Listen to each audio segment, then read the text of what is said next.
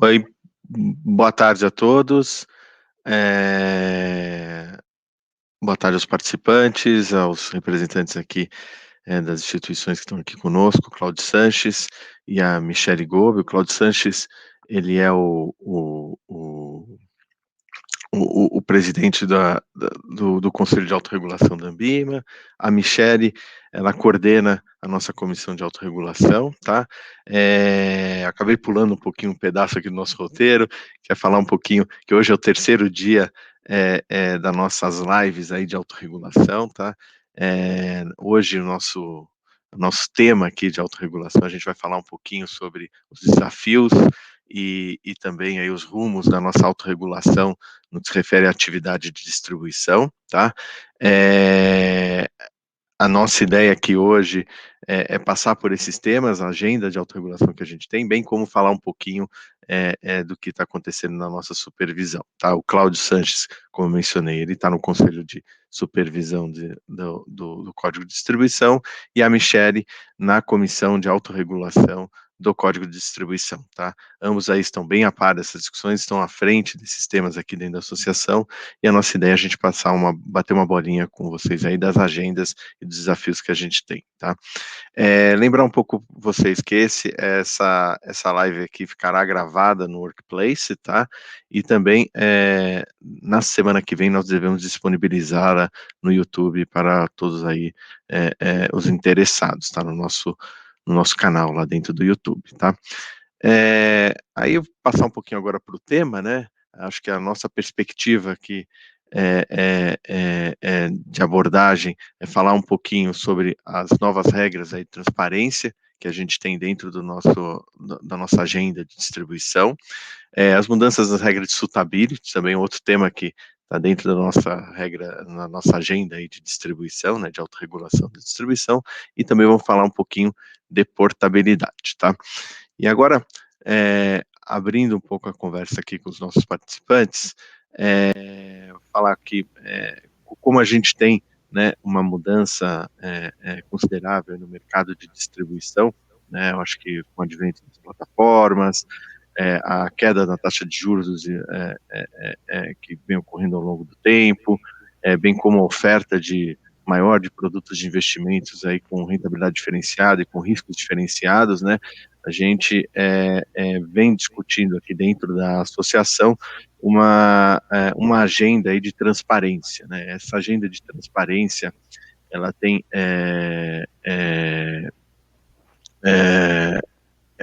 um foco, né, a princípio, no que se refere à transparência da atividade, da remuneração do distribuidor, né, mas a gente também olha outros pontos de transparência, como, por exemplo, a possível marcação a mercado, ou o preço de referência aí, que deveria ser colocado para o distribuidor, para os clientes, né, nas posições aí dos clientes em produtos diretos, ou seja, em ativos diretos, debêntures, CRI, CRA, né? E eu vou passar um pouco a bola para a Michele, para ela contar um pouquinho, né, como é que está essa discussão da transparência dentro da nossa comissão de autorregulação, que é um desafio grande, né, Michele?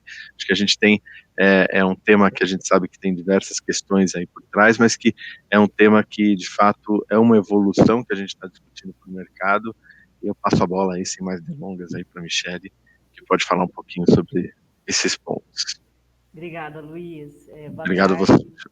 Boa tarde, Cláudia, e todos que estão assistindo, né? Obrigada pela oportunidade de compartilhar os temas que estão sendo discutidos lá na Comissão de Autorregulação da Ambima.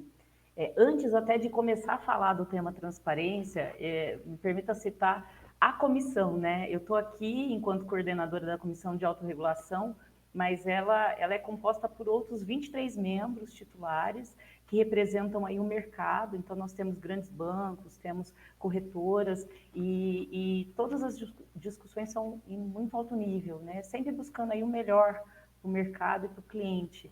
Então, é lembrar que toda a autorregulação ela é feita pelo mercado, né? Essa é uma visão que eu gosto sempre de frisar até aqui como porta-voz da comissão. Bom, então vamos começar a falar aí do tema transparência. Esse tema ele começou a ser discutido no ano passado na comissão e se estendeu ainda esse ano. todos nós sabemos que é um tema muito sensível, porque ele envolve vários pontos e principalmente acordos comerciais. A gente sabe que acaba esbarrando aí em acordos comerciais das instituições. E por isso foi uma longa discussão e principalmente em até que ponto o quanto dá dessa transparência, né? O grande desafio era buscar esse equilíbrio de trade-off. O quanto eu vou abrir de informação para o cliente, mas manter também a confidencialidade dos acordos. Quando a gente fala da Anbima, do papel dela, né, enquanto autorregulação, a ideia era até trazer este tema antes mesmo da regulação. Aí a gente consegue deixar como autorregulação até mesmo acompanhar o mercado. Hoje, o regulador, a gente já sabe que, por exemplo, a COI já passou a ser obrigado a abrir esses valores. Para fundos, lá na 555 também, né, na visão de administrador, esse tema, ele foi discutido, né, eles queriam também abrir essa informação. Então, a ideia é deixar esse tema com olhar na atividade e não no produto. Eu estou falando ali na visão de todos os produtos, na figura de distribuidor. Então, por isso que a comissão trouxe essa discussão, até porque a CVM, por exemplo, quando ela fala de valores imobiliários, né, e os produtos de captação. Então, era o ponto que ali a gente abordou e tomou muito cuidado. Quando a gente pegou, outro ponto também que nós vimos foi da informação. Isso é uma informação nova para o cliente. Por isso que nós, até por cenário atual, a gente vê que o varejo avança muito, né, no consumindo produtos sofisticados, tendo mais a cultura de guardar dinheiro, e isso faz com que muitas vezes não estão familiarizados com essas informações. Então, foi outro ponto de preocupação que a gente teve, dar aos poucos as informações até as pessoas se familiarizarem a elas, né? E aí, pensando nisso, a primeira etapa que nós discutimos e agora vai ser implementada e que entra em vigor aí o mês que vem, é como é feita a remuneração. E aí a ideia nesse ponto é colocar se é por rebate, se é taxa de distribuição, se é spread. Então, explicar como é feita, né, toda a remuneração do distribuidor. Aí já numa próxima etapa, aí sim nós vamos falar mais em avançar nessa transparência com a disponibilização de percentuais dos produtos, principalmente nessa próxima etapa, remuneração que hoje, e para produtos que hoje já tem isso em algum documento, e corresponde a mais de 90% do mercado. Então, a segunda etapa vai ser abrir essa informação. A nossa ideia, as discussões elas estão correndo, a ideia é que vá para a consulta pública ainda neste ano, né, no segundo semestre, e aí sim ela entra em vigor. E aí, por último, aí sim nós estamos falando de produtos que não têm nenhum tipo de informação pública, esses requerem mais detalhes, né, maior atuação aí até nas discussões para poder buscar uma forma melhor para divulgar. Bom, eu acho que de tema transparência é isso que eu queria trazer, eu não sei se tem alguma complementação aí. Perfeito, obrigado, Michele. Eu acho que ainda nessa linha, né, da transparência, vou passar um pouco a bola para o Cláudio, para ele falar um pouquinho aí da implementação, né, do documento aí da forma de remuneração do distribuidor, né, que já foi publicado, como bem colocado pela Michele, e tem uma implementação até 14/7, né, onde as instituições devem deixar claro no documento como elas se remuneram. Eu queria escutar um pouquinho do Cláudio, como é que é a parte de supervisão, como é que eles estão vendo essa questão da implementação, né? Se tem algum ponto, algum item, e também falar um pouquinho aí para o mercado como é que seria essa implementação. Bom, obrigado, Luiz, pelo convite, obrigado pela participação junto com a Michele para falar. Acho que esse é um tema super importante, como a Michele comentou. Acho que a transparência de mercado é um dos assuntos que talvez a gente tenha mais discutido na Anbima, né, entre todas as instituições, porque a gente acha isso extremamente importante.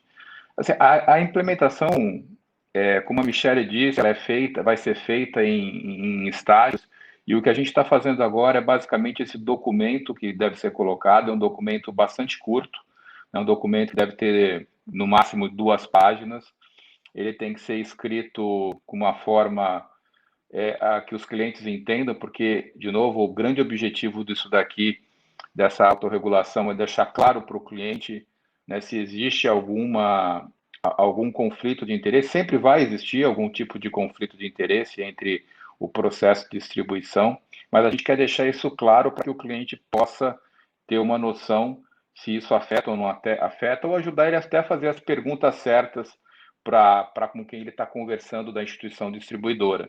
Então, o objetivo é esse, são 2 páginas, bastante simples, com uma linguagem muito, muito acessível, e dizer para o cliente de maneira muito clara qual é o tipo de conflito que pode ter na distribuição de um produto, de uma carteira, e o que a instituição faz para impedir que esse conflito exista ou que ele leve a uma recomendação não ótima para o cliente. Então, assim, de novo, é uma transparência total que dá poder para o investidor, para o consumidor, para ele ter uma conversa mais aberta com a instituição para entender se tudo aquilo que está sendo recomendado faz sentido, né? E aqui de uma maneira ampla, como foi dito, né, de todos os produtos. A gente fala às vezes muito de fundos, a gente fala muito sobre produtos mais simples, mas a gente entende que podem ter conflitos na maneira com que você remunera, na maneira com que a própria instituição se autorremunera,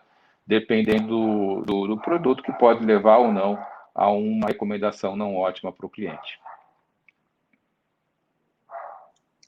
Perfeito, Cláudio. Obrigado pelas colocações. De fato, a questão da transparência e remuneração é um tema, né, que vem perpassando nossas discussões aqui, até com o regulador, né? Acho que, colocando um histórico aqui, a CVM lá no edital do agente autônomo questionou isso, e nós, como associação, nos posicionamos aqui que deveríamos ver esse tema de forma mais ampla, né? Não só falando do agente autônomo, e sim do distribuidor como um todo. E essa agenda, a gente está buscando isso, né? A gente está buscando olhar todos os produtos de investimento, todos os players de distribuição, e aí de forma que fique mais clara essa remuneração do distribuidor aí para o investidor, e empodere ele também na tomada de decisão.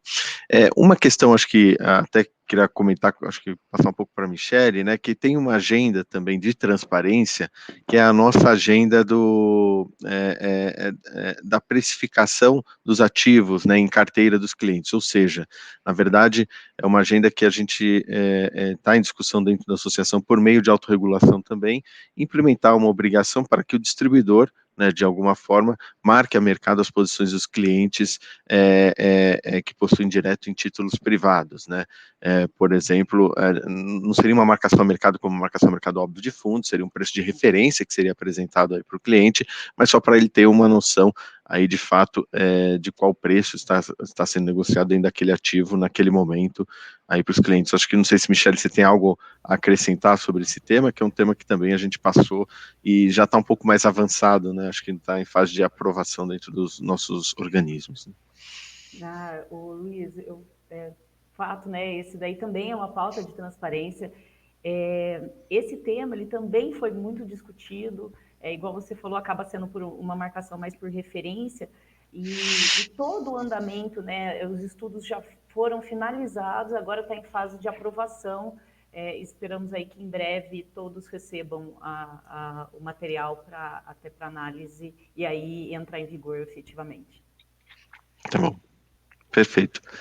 Obrigado, Michele.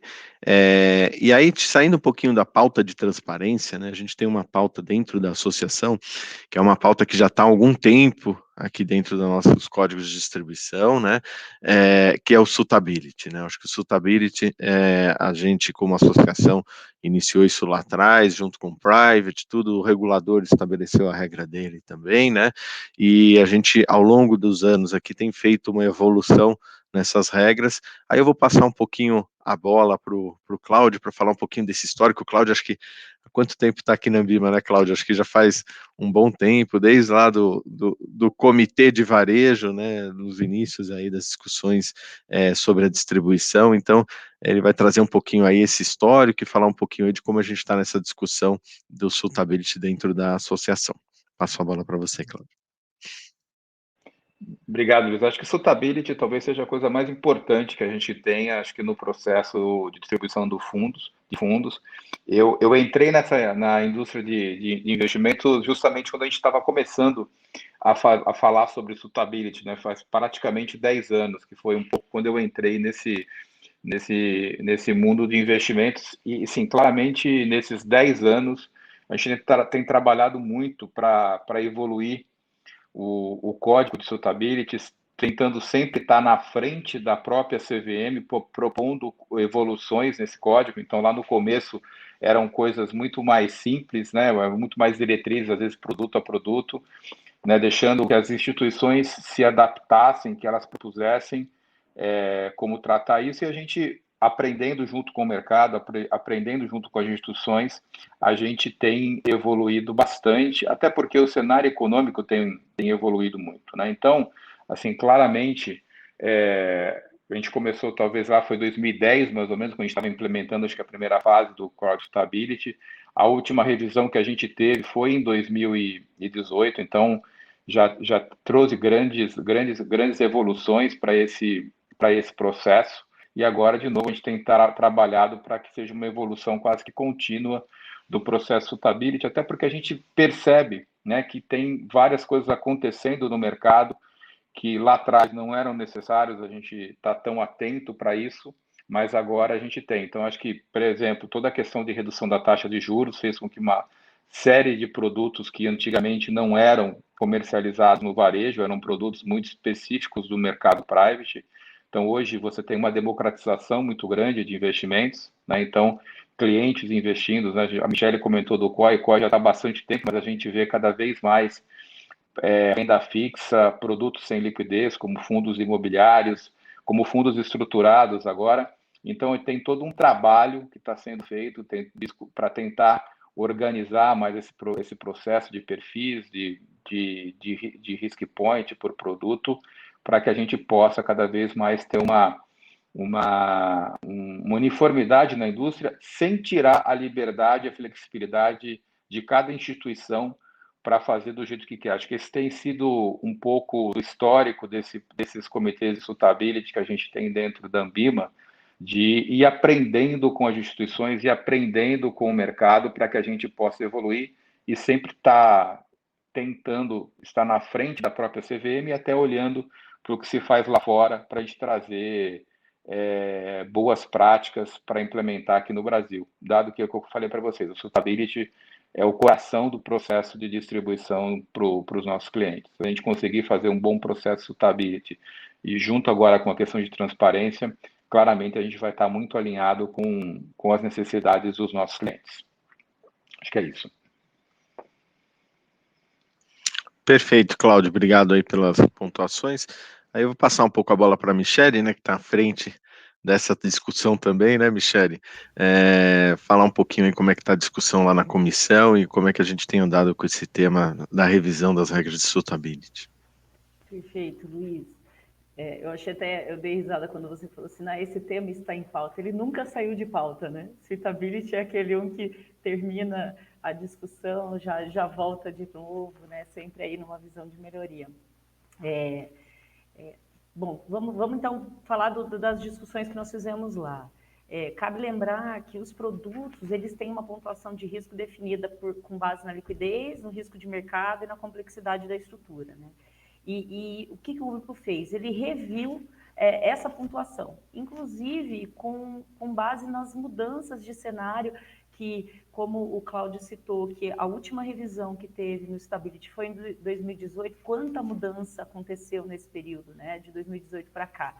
Então, revisitamos, avaliamos aí toda a parte de pontuação, e uma das novidades, inclusive, estabelecidas pelo grupo agora, que a partir de agora, né, essas pontuações definidas pela Anbima passam a ser obrigatórias para os produtos, né? Nós víamos muita discrepância aí no mercado, às vezes, em pontos de avaliação, então, a partir de agora, ele passa a ser obrigatório, e a instituição ela tem que seguir podendo atuar de uma forma mais flexível, conservadora.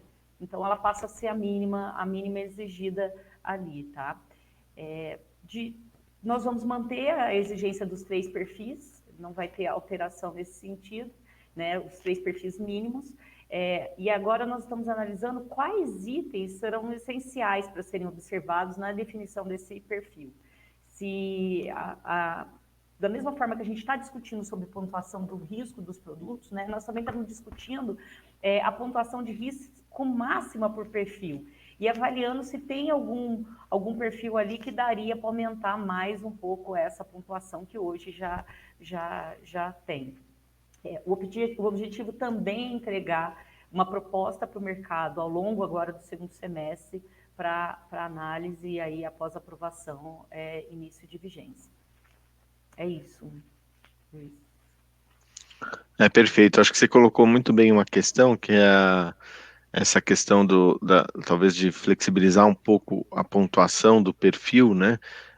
O grupo ele discutiu muito essa questão do trade-off aí que a gente tem que trabalhar um pouquinho, né? Que é manter de fato o suitability como uma regra que busca o melhor para o cliente, né? Mas por outro lado também não limar o cliente de produtos que possam trazer um retorno para o cliente, né? Então, assim, até com essa questão da taxa de juros, a queda da taxa de juros e tudo mais, se a gente vai muito restritivo nessa pontuação e nesse matching, né, entre perfil e produto, a gente acaba limando de alguma forma a possibilidade do investidor obter uma oferta de produto que traga algum retorno, além daqueles produtos tradicionais que antigamente a gente tem visto aí como os fundos DI e tudo mais, o CDB, DI, né, que de fato hoje, em função daquela taxa de juros, tem um retorno bem menor aí do que o cliente busca. Acho que acho que dentro da discussão, né, Michele, dentro do grupo, né, eu acho que esse era sempre e voltava como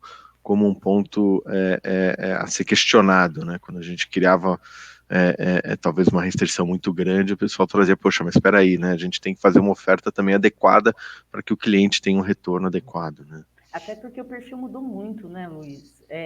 Igual eu comentei, o cenário de 2018 para cá, ele teve uma mudança de perfil do investidor, né?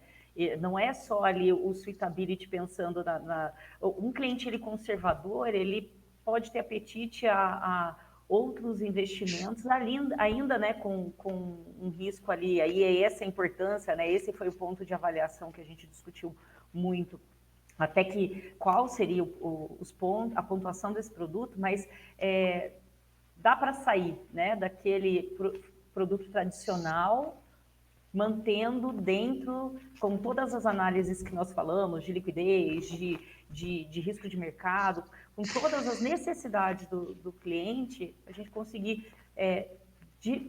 possibilitar a escolha de mais produtos, né? De um portfólio que atenda ali um cliente, mantendo o perfil dele enquanto conservador, moderado, arrojado, ou mesmo os demais perfis aí que algumas instituições trabalham. Perfeito. E além disso, né, como você bem colocou, isso é o mínimo, né? Então, se a instituição quiser ser mais conservadora, entende que aquele produto não faria sentido, ela pode também ter um conservadorismo maior, né? Acho que o que a gente está estabelecendo nas nossas regras aqui é sempre buscando o mínimo de pontuação para o produto e para o cliente, né? Acho que seria isso, né? Perfeito. Eu acho que eu esqueci de mencionar no início, caso vocês queiram mandar perguntas, participantes aqui, os nossos telespectadores, né? Se alguém tiver alguma dúvida, alguma questão e queira mandar alguma pergunta, a gente mandou no link aqui na live, tem um link embaixo aí nos comentários, né?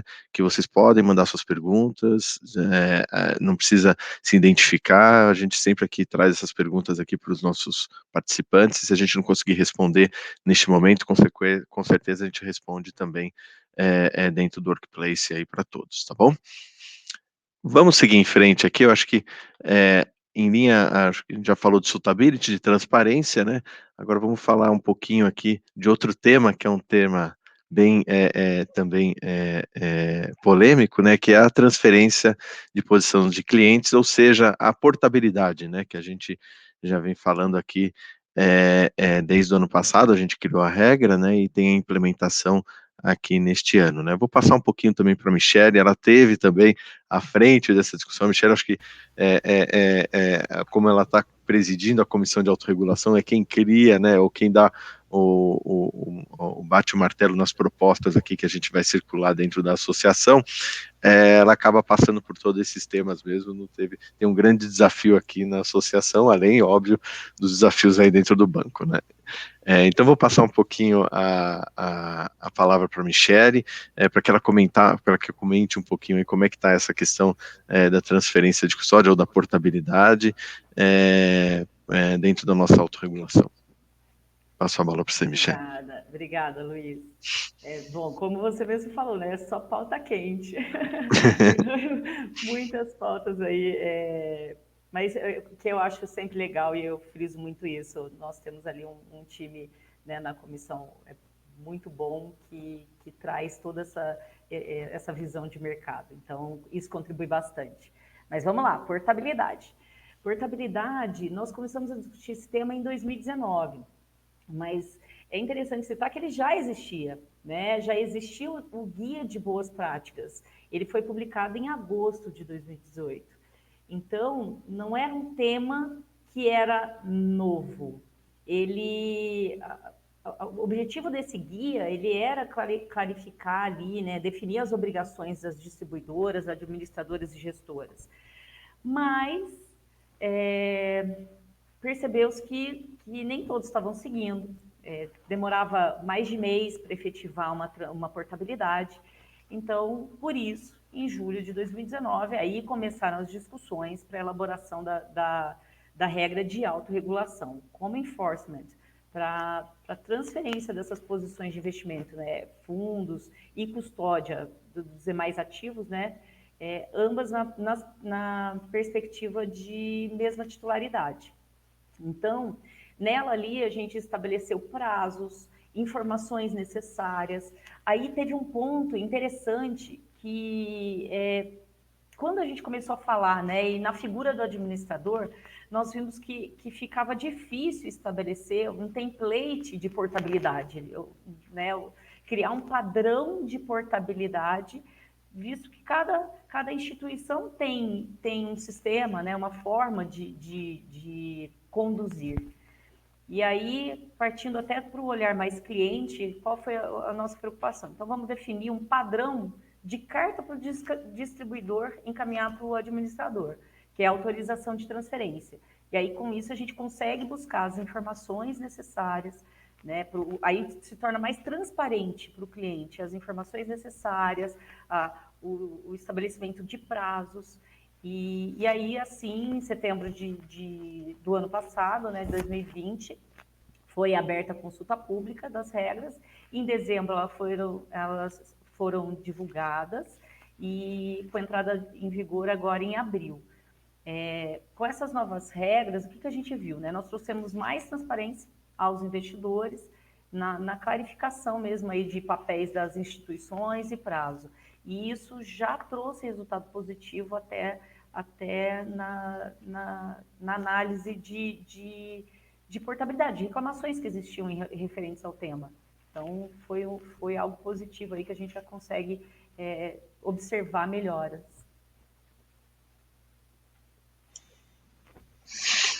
Perfeito, Michele.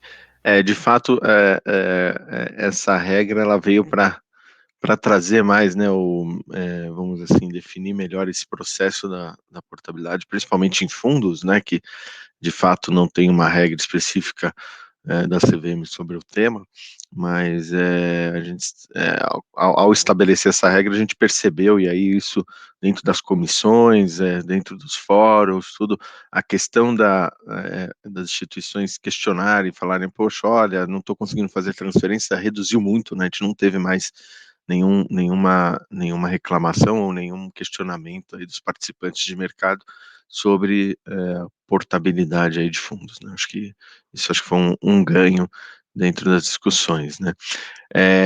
Aí falar um pouquinho com o Cláudio aqui, mais ou menos quais foram os grandes avanços, né? Quais foram os principais avanços com essa regra, né, Cláudio? Acho que você aí, como participante de mercado, pode trazer um pouquinho aí a percepção, quais são os melhores avanços, ou os avanços trazidos aí por essa regra no que se refere à atividade de distribuição. E até mesmo como coordenador, né, do conselho. acho que está muito alinhado com o que a gente está discutindo hoje e o que a Michelle já colocou. Acho que tudo isso aqui que a gente tem feito é muito para dar mais transparência para o mercado, para dar transparência para o investidor e meio que colocar um certo padrão na maneira com que todo mundo trate, né? E o padrão aqui não é simplesmente não é para engessar, mas muito pelo contrário, é para que a gente possa gerenciar a expectativa dos clientes quando eles entram com algum tipo de pedido, né? Então, eu acho que claramente, em termos de evolução, o que a gente teve foi, de fato, essa padronização no processo para que todo investidor possa saber o que ele pode esperar, né? Então, por exemplo, toda a questão de tempo era uma coisa muito não padronizada, né? Então, hoje a gente definiu que são 9 dias para você fazer toda a questão de portabilidade, 2 dias para o cedente, depois 2 dias para o cessionário, depois 5 dias para o trâmite de documentos, e por 5 dias para que você possa executar todo o processo de transferência. E, além disso, também deixar muito claro quais são todos os documentos que são necessários e também garantir que não existe, você evitar qualquer tipo de fraude. Pode ter muita fraude, a gente, quando conversa com as instituições financeiras, a gente observou que muitas vezes a gente tem que tomar um cuidado muito grande, porque você pode ter a fraude de troca de transferência de uma instituição para outra, então tem uma preocupação também bastante grande e buscar um equilíbrio entre você fazer a coisa rápida, mas garantir que você não vai ter fraude nesse processo, né? E acho que só para terminar, fazer uma observação, esse processo de transferência de custódia ele vai passar, isso é muito importante, principalmente agora com a questão de Open Banking.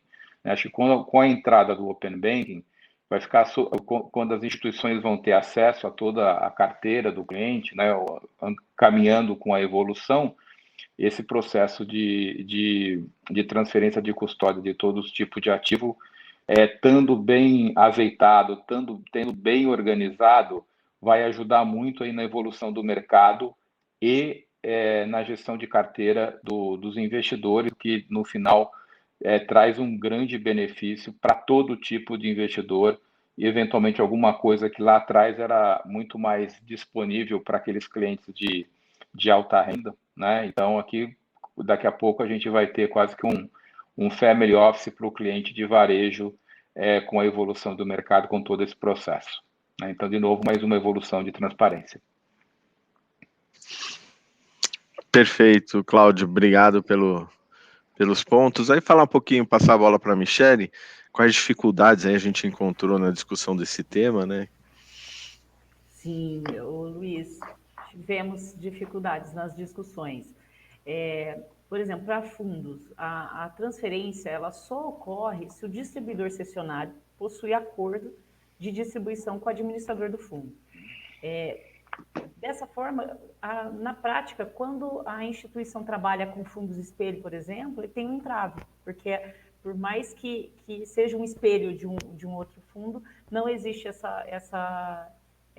esse contrato, né, de distribuição. Então, esse foi um dos pontos.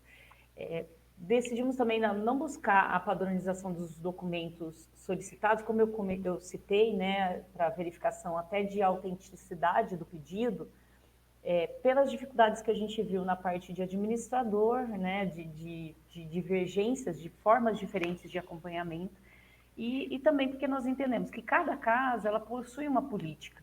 E aí, ok, não vamos padronizar então a transferência em si, né? Mas vamos deixar ela transparente para o cliente. E aí que a gente chegou na padronização dos documentos de autorização, né? Mas não da transferência em si. Foi a dificuldade que tivemos. Ficou para uma discussão futura e que está sendo retomada agora até. Então, talvez em breve nós tenhamos aí mais novidades. Esse ponto da padronização da transferência em si, né, ou seja, do arquivo que será enviado, né, de uma instituição para outra no que se refere à transferência, né, a gente, de fato, teve uma dificuldade lá dentro da discussão do GT, né, que cada instituição tem uma estrutura ou um sistema específico que a gente não conseguiu avançar muito nessa padronização, mas acho que acho que contextualizando porque a regra saiu sem essa padronização de pronto, é porque, de fato, a gente tinha uma questão mais, como é que eu vou dizer assim, um pouco mais de curto prazo, que era a questão de estabelecer prazos e responsabilidades para essa transferência, né, que eu acho que o que estava gerando o problema ali, de fato, era, como você bem colocou, Michele, era a dificuldade de você transferir num prazo adequado, né? Demorava um mês ou até mais que isso para fazer uma transferência de uma posição de cliente. Então, o grupo decidiu se seguir com a regra estabelecendo esses prazos e as obrigações. E aí eu acho que numa evolução a gente deve estabelecer um padrão de informações ou de arquivo de informações para transferência, né? Eu acho que seria isso, né? Perfeito, perfeito. Eu acho que dentro dos temas que a gente está discutindo aqui, agora a gente vai a gente já passou por todos, né, os temas principais que estão em discussão aqui na autorregulação, agora a gente está indo mais para uma discussão aqui, falar um pouquinho do papel, né, que a gente tem dentro da supervisão, dentro da associação, papel do código de distribuição, falar um pouquinho sobre isso, tá? E aí, posteriormente, eu vou abordar aqui as perguntas que a gente já recebeu sobre os temas específicos, tá? No final aqui a gente passa um pouquinho pelas perguntas, tem umas perguntas interessantes, tá? Aqui eu acho que dentro da associação, para os nossos participantes, né, como funciona o nosso fluxo de aprovação de regras e o nosso fluxo aqui da autorregulação, né? A gente tem a discussão na comissão de autorregulação, onde a gente geralmente traz os temas que podem surgir da nossa diretoria ou podem surgir do próprio mercado, né? E esses temas são discutidos na comissão de autorregulação e a comissão de autorregulação elabora, né, uma proposta, e essa proposta aí posteriormente é submetida às comissões de distribuição, ao fórum de distribuição, aos demais fóruns impactados e posteriormente à nossa diretoria. Nossa diretoria aprovando essa regra de autorregulação, essa proposta elaborada pela comissão de autorregulação, a gente coloca essa proposta em audiência pública e aí a gente dá um período aí para o mercado, para os participantes aqui da Ambima, trazerem suas sugestões. Após esse período de audiência pública, aí sim a gente publica a norma, dando um período de adequação das instituições. Isso acho que é importante para vocês, que a gente dá mais ou menos como é que funciona esse fluxo desses temas que a gente discutiu acima, tá? E eu vou passar agora a bola um pouquinho para a Michele, aí, mas de forma mais ampla, né, para que ela fale um pouquinho do código de distribuição, a importância dele aqui dentro da associação e dentro do mercado, né, porque ele é um código que já vem aí há algum tempo dentro da associação. Legal, Luiz. Bom, o código de distribuição que está em vigor, né, agora, ele entrou em vigor em janeiro de 2019 e ele substituiu, ele unificou, né, os códigos de varejo, private e de distribuição de fundos. A ideia foi unificar as regras das atividades de distribuição, que tiveram vários objetivos que levaram a isso, mas principalmente para elevar a transparência no relacionamento aí com investidores, né, na padronização dos procedimentos, garantindo aí a qualificação das instituições e dos profissionais. A gente sempre tem que pensar que o código ele está ali para gerar essa padronização, né? O mercado, eu sempre fico imaginando como seria o mercado se não existisse uma padronização, né? Se não existisse um balizador, um direcionador, e principalmente no olhar cliente, como seria isso para os clientes, né? Então, do código de distribuição é isso. Quando eu falo já de regra de autorregulação, o que você já até abordou, Luiz, eu acho interessante trazer aqui. Ela é elaborada pelo próprio mercado, como eu frisei várias vezes, né? Todos os participantes que estão na comissão são do mercado. E o objetivo dessas regras, elas são para corrigir ou mitigar riscos de práticas aí que possam ser prejudiciais, tanto para o cliente quanto para o mercado, de uma forma geral. Não adianta nós falarmos que qualquer ação que ocorra no mercado, né, de qualquer um dos players, ele reverbera para todo o mercado em si, né? Ele coloca em xeque muitas coisas que às vezes o mercado está ali trabalhando e atuando para que tragam o melhor, né, para ambos os lados. Então, esse é o objetivo, né, da autorregulação. A gente busca principalmente quando, de alguma forma, não foram tratadas na plenitude, né, de uma forma completa pelo regulador, seja porque nós sabemos que existe a limitação até do arcabouço ali das regras, ou mesmo da capacidade de supervisionar toda a indústria. Então, por isso que vem a autorregulação aí para auxiliar nessa gestão do mercado como um todo.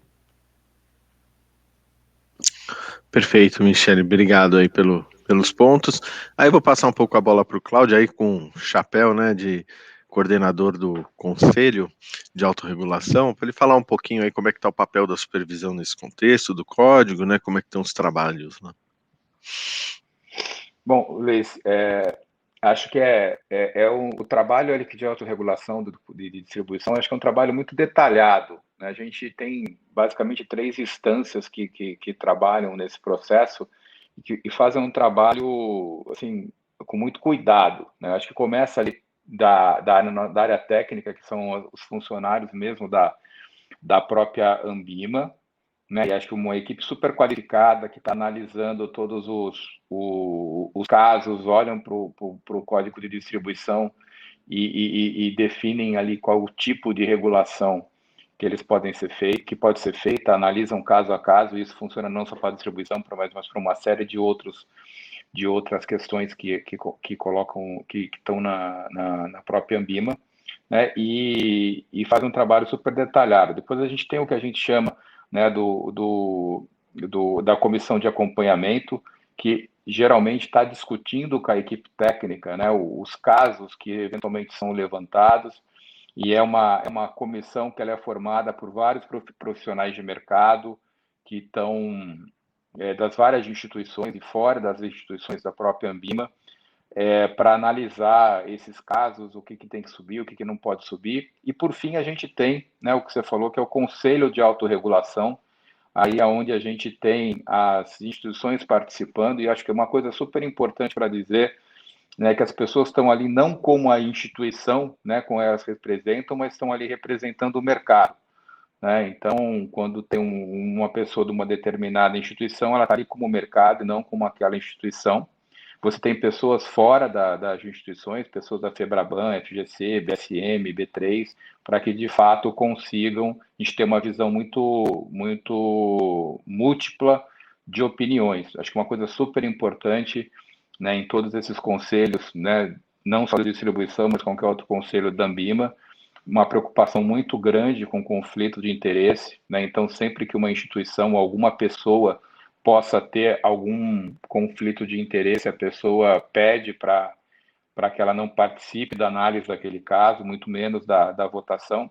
E os trabalhos têm sido muito detalhados, né? A gente costuma brincar, inclusive, que a gente é super otimista com o tempo que a gente marca para fazer a análise dos casos. Acho que eu nunca vi um caso em que a gente não tenha usado muito mais, quase que mais do que o dobro do tempo, porque de fato são discussões profundas, são discussões muito importantes sobre o que está acontecendo.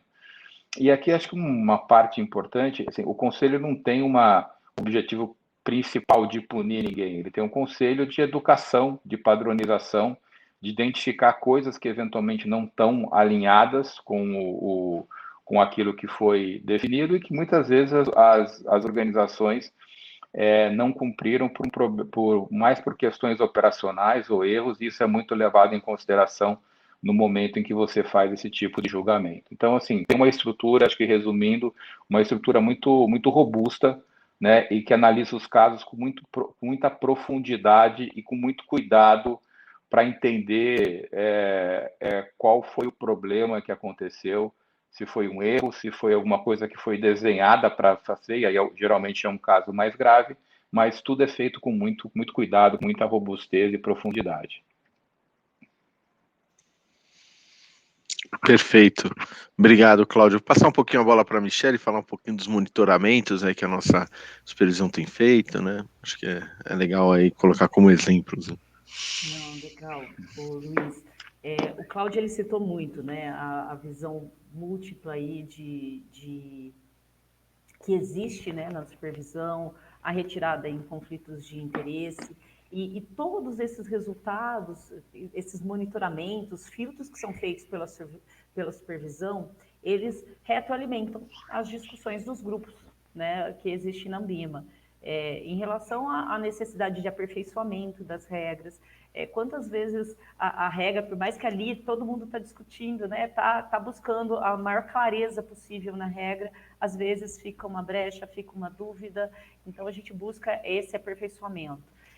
Um exemplo disso é as próprias discussões agora do suitability.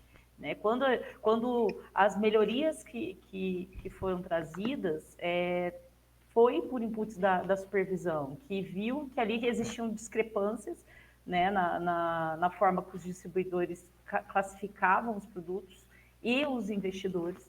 Então, foi por isso que a gente trouxe e falou assim, não, agora torna obrigatória a regra a utilização desses pisos de risco, né, para produto, assim como os limites de risco recomendado para cada perfil de investidor. Então, todo o material, todo o insumo que tem ali da supervisão, ele retroalimenta e a gente vai buscar sempre aperfeiçoar o que existe hoje de regra na Ambima. Cláudio, com relação a essa questão do suitability, você pode citar alguns aí exemplos, né? Nesses últimos 2 anos, acho que a gente teve, né, um monitoramento mais pesado aí da nossa supervisão com relação à suitability, acho que vale a gente trazer alguns exemplos, algumas questões nesse sentido. Uhum. Luiz, é o que você falou, assim, acho que o grande foco dos acompanhamentos que a gente fez nos últimos 2 anos, e provavelmente deve continuar um pouco nessa linha, foram as questões de suitability. Então, eu acho que 2 pontos onde a gente deixou mais claro, e acho que é importante a gente comentar, né? A gente teve a mudança em 2018, então as organizações, as instituições passaram por uma série de adaptações. Então, nesse processo de 2019, 2020, teve ali todo um foco muito grande para ver se tinha isso claro, e teve algumas coisas que foram redefinidas. Vou colocar só 2, por exemplo, né, que eram importantes, e nem isso a gente tinha como padrão. Então, por exemplo, você ter 3 perfis, né? Então, isso foi claramente definido, que todas as instituições tinham que ter 3 perfis, e mais do que isso, né? Não dava para ter 3 perfis e todo mundo ser classificado num único perfil, né? O perfil mais agressivo que deixava para todo mundo. Então, isso é uma das coisas que foi olhado. A outra coisa foi definir uma escala de risco para cada um dos produtos, né? Então, de 0,5 a 5, então a gente foi pulando de meio em meio para a gente tentar colocar uma padronização. E quando a gente foi fazer alguma autorregulação, a gente começa a perceber, né, algumas coisas que não estavam totalmente alinhados, né, e as instituições acabaram se adequando a isso. Então, por exemplo, nós encontramos casos onde, por exemplo, renda fixa, crédito, você classificava um produto independente do duration como sendo adequado para o perfil conservador, por exemplo. Então, tanto um papel curto como um papel longuíssimo sendo atribuído o mesmo risco e sendo colocado para um perfil conservador. Acho que outra coisa, por exemplo, a gente, e até a CVM fez uma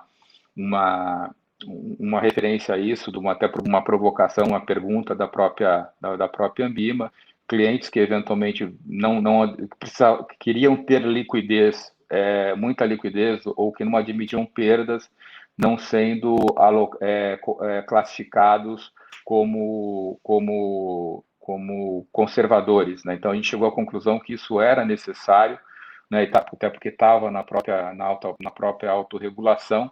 Às vezes o cliente respondia que eventualmente ele conhecia produtos mais complicados, etc., mais complexos, mas no momento que ele fala que ele precisa de liquidez imediata e ele não admite nenhum tipo de perda, esse é um cliente que a gente entende que tem que ser colocado como conservador, né? E a autorregulação chegou a essa conclusão e isso acabou acontecendo. E acho que um outro ponto era uma questão mais de operacionalização mesmo. Muitas vezes, aquilo que era escrito como sendo as regras de suitability, elas não eram implementadas da maneira, geralmente por problemas operacionais, né? Mas isso foram coisas que no processo de autorregulação, no processo de análise, acabaram aparecendo nesses últimos 2 anos, né? Então, esses são exemplos claros que aconteceram, né, que a gente acabou tendo. Perfeito, perfeito, Cláudio. E aí, nesse sentido, acho que surgiu uma pergunta aqui, eu acho que é interessante até colocar, que é sobre o tema suitability, né? Que a gente, aí eu acho que o que o Cláudio mencionou, o que a Michelle mencionou aqui como discussões aqui que a gente tem neste ano para evoluir na regra, é muito essa questão do alinhamento, né, da forma que as instituições fazem o suitability, é buscar cada vez mais um alinhamento entre os players. E aí tem uma questão aqui que surgiu, que é aí o Open Banking sobre isso, né? O pessoal fala, poxa, o ideal seria buscar alinhar todo o perfil do cliente, aquele cliente, né, ter um perfil único dentro de instituições, ou a questão da classificação do produto ser próxima. Eu não sei, eu acho que isso é mais uma questão de visão de vocês de mercado, acho que poderia cada um falar um pouquinho a opinião, né?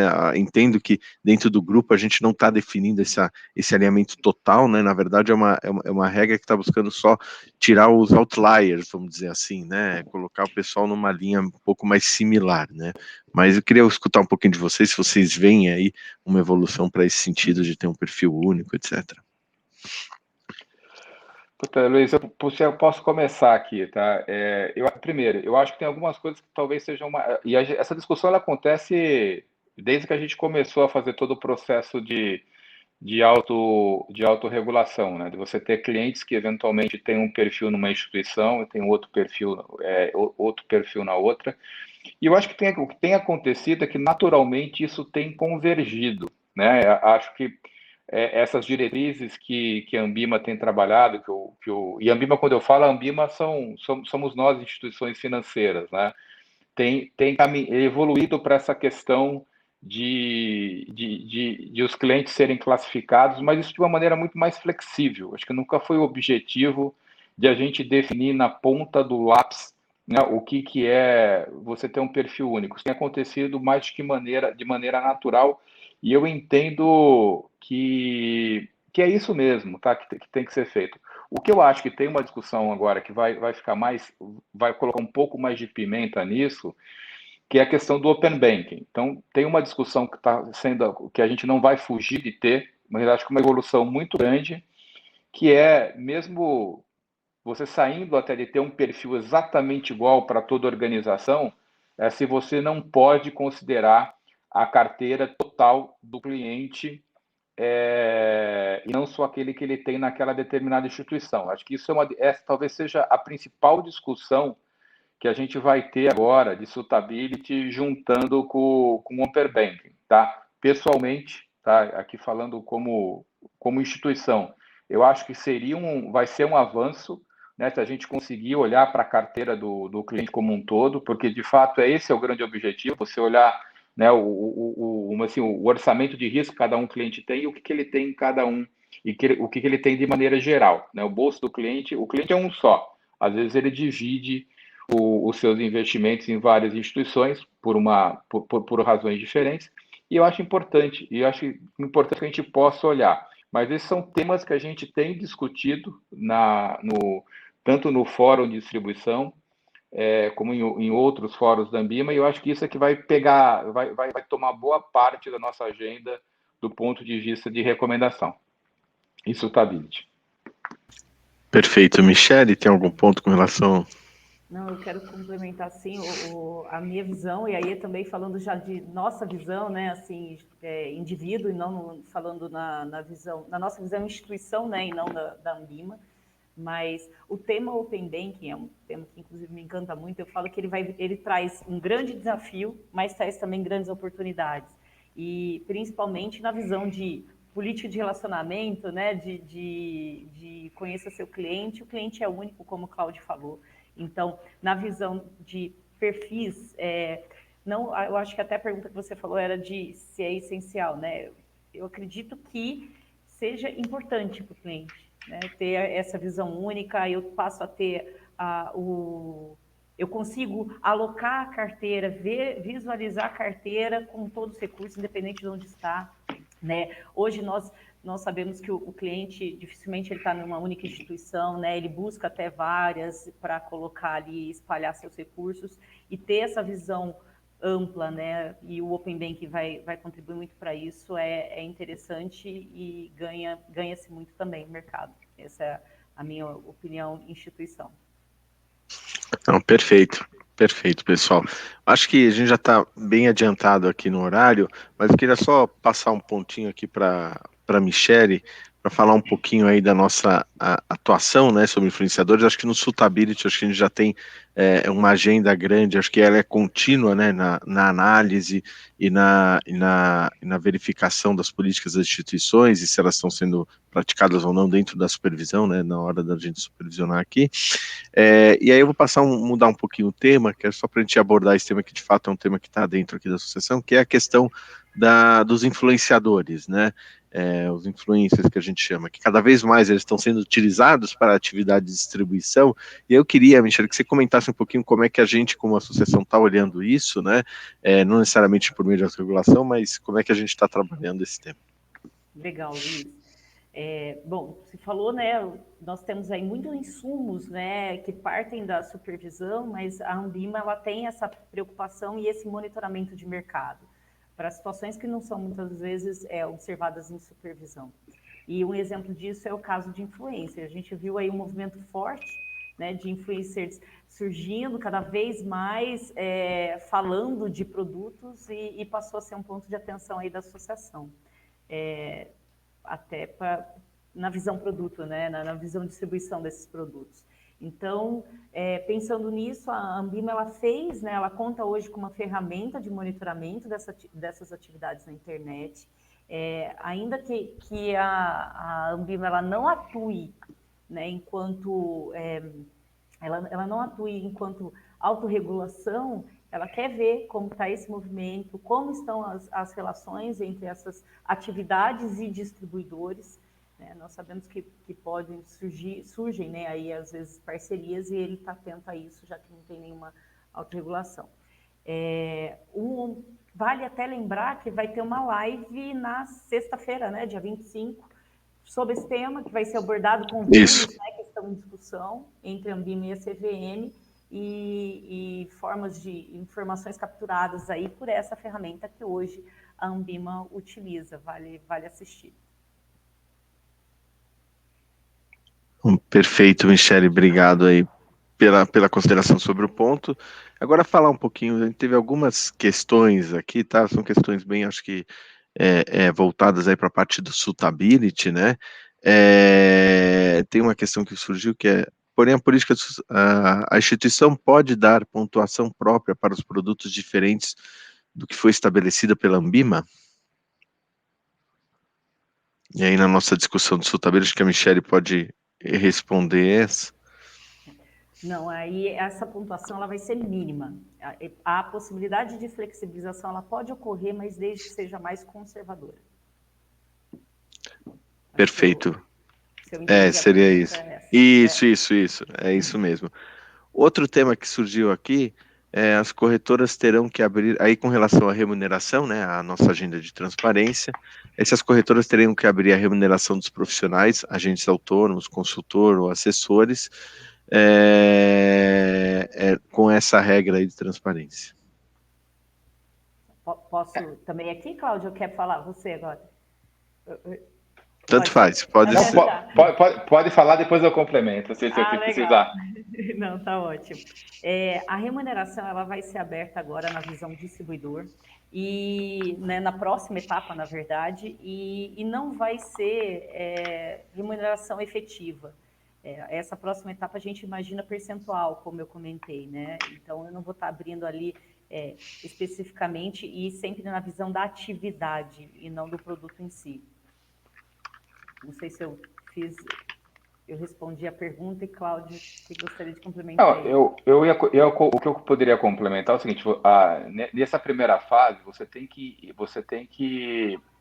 deixar claro se existe algum tipo de conflito no seu sistema de incentivos e não dizer, né, o quanto a pessoa está recebendo. Esse é o objetivo de ninguém. Mas eu vou dar um exemplo aqui, por exemplo, se você remunera por um mesmo tipo de produto, por exemplo, um fundo, a pessoa que está fazendo a distribuição de maneira diferente, você vai ter que deixar isso de maneira clara para dizer, olha,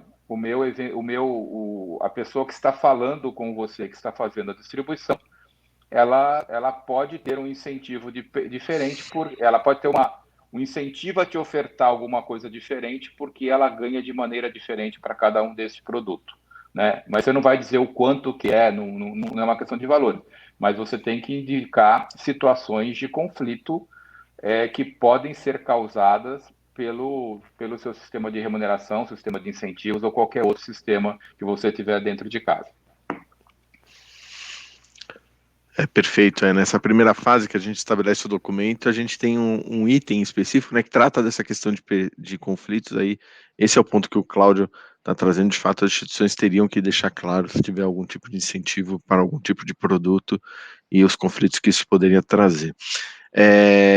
Além disso, né, acho que respondendo ao item lá, que a Michelle deixou bem claro, de fato, a gente não abre, quando a gente evolui na questão da abertura da remuneração, a ideia não é abrir o quanto a gente autônomo ganha, mas sim o quanto o distribuidor, a instituição distribuidora, recebe para a distribuição daquele produto. Perfeito, acho que dentro dos pontos aqui foram essas perguntas que a gente recebeu, tá? Eu acho que também em função do horário não vamos alongar muito aqui a discussão. Eu agradeço a participação de todos. Agora passar um pouquinho as considerações finais aí para o Cláudio, para a Michelle, o que eles têm para trazer aí como considerações finais aí sobre essa pauta de autorregulação e de supervisão. Aí passo a bola para o Cláudio, depois eu passo para a Michelle. Bom, Luiz, primeiro, obrigado pelo convite. A gente está falando sobre isso. Acho que esse processo de autorregulação que tem sido feito é bastante importante, porque a autorregulação é muito mais no sentido de a gente garantir que os interesses dos clientes, dos investidores, dos consumidores sejam colocados acima de tudo. E acho que existe um profissionalismo muito grande em todas as instituições financeiras quando estão nesses fóruns, porque cada um tira o seu chapéu, né, da instituição que está e coloca o chapéu de mercado para as discussões. E assim, o grande objetivo que a gente sempre tem é de fato de garantir, né, que as melhores recomendações, que as melhores ofertas estão sendo feitas para os nossos clientes. E eu acho que por isso que talvez o mercado de capitais, esse mercado de distribuição de investimentos, é um daqueles que tem mais evoluído dentro do mercado brasileiro, olhando para quase todas as indústrias. Então, tem um interesse genuíno de todos aqui para a gente garantir que os nossos investidores, nossos consumidores, cada vez mais tenham uma assessoria financeira, tenham uma assessoria de investimento que seja a melhor possível e sempre voltado para os interesses dos clientes e não das instituições. Então, acho que é um trabalho bacana, que nunca para, né? É um trabalho contínuo que a gente tem feito ao longo do tempo. Michelle? Bom, Luiz, eu também quero agradecer aí o convite, né, a oportunidade de falar com todos.